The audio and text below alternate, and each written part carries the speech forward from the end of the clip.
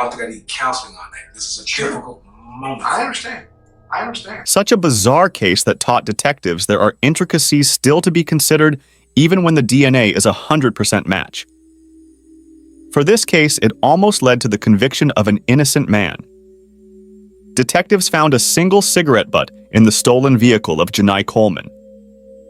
Her Dodge sedan was stolen just a day before it was found abandoned in Forest Park, Atlanta. Unfortunately, Janai did not survive the ordeal. The DNA results that came back from the cigarette butt was a match to a known criminal, Donald Smith.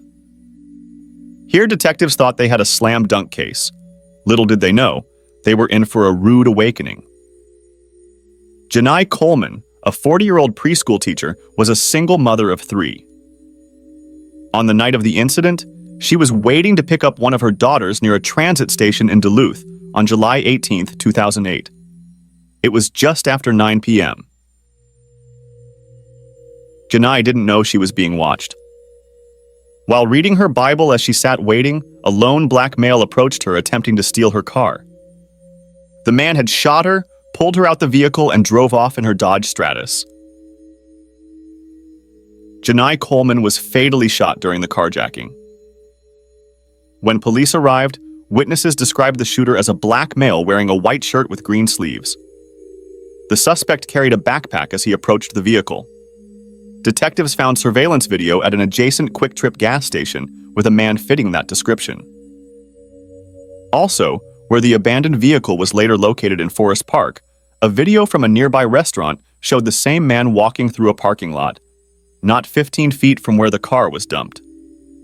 Shortly after the tragic carjacking, the DNA from the saliva sample taken from the cigarette led investigators to 51-year-old Donald Smith.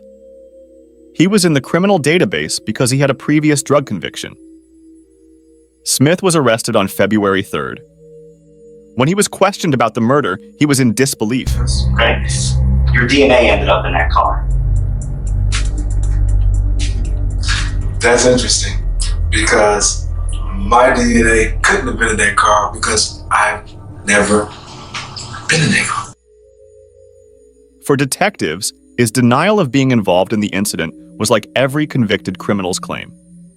They had his DNA, but soon enough, they would learn there was validity to his claim. This is the day I'm talking about.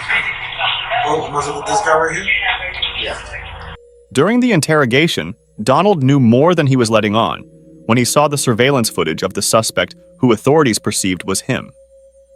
He wrestled with the thought of identifying his brother. No, hold on. I'm not going to implicate nobody else in no crime. I don't think I need counseling on that. This is a difficult moment. I understand. Obviously, you said it wasn't you. You had mentioned to me that you felt strongly it was your brother. He's my twin. Twin? Yeah, it's my twin. Ronald. Donald Ronald. Like born at the same time or identified? Like born at the same time, like identical twins. Yeah. That stumped detectives. To confirm his claim, detectives reached out to Smith's family.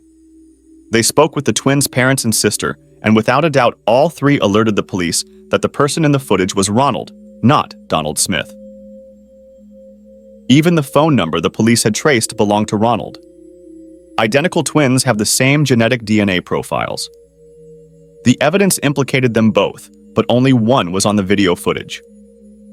The one thing that could separate the two was the unique identification of fingerprints. To this day, no 2 fingerprints have ever been found to be identical. Luckily for the authorities, when they re-examined the vehicle, they also found fingerprint evidence. Those fingerprints were a match for Ronald Smith. A few days later, Ronald was arrested in Lawrenceville, where they learned he was homeless.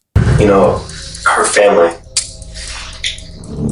this was something they really wanted to know as far as closure, okay? You can tell them that taking someone's life was not in the mix. It was no part of the picture.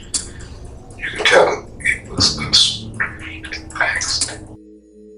He confessed to the crime and claimed Janai's death was a case of accidental discharge, even though he had shot Janai multiple times and left her for dead. It was an accident. It was a hair trigger. I set out to take a car.